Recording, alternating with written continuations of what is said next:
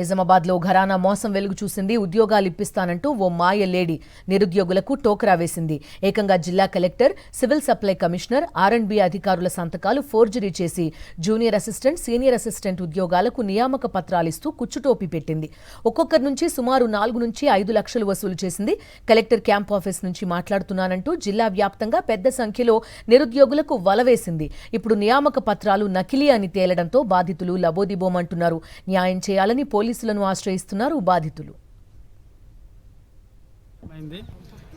మాకు ఉద్యోగం ఇప్పిస్తామని R&B ఆఫీస్లో 4 లక్షల రూపాయలు, నా ద్వారా 4 లక్షలు, మా స్నేహితుల ద్వారా 7 లక్షలు తీసుకున్నారు. మన అపాయింట్మెంట్ ఎట్లా నమ్మించారంటే పాత వీరోళ్ళ జిల్లా కలెక్టర్ అపాయింట్మెంట్ లెటర్ ఇచ్చి మాకు చూపెట్టి మొత్తం ఆమె నకిలీ స్టాంపులు, అవి మొత్తం నకిలీ ID కార్డులు మొత్తం చూపెట్టి మాకు నమ్మబలికి మా ద్వారా డబ్బులు తీసుకున్నారు.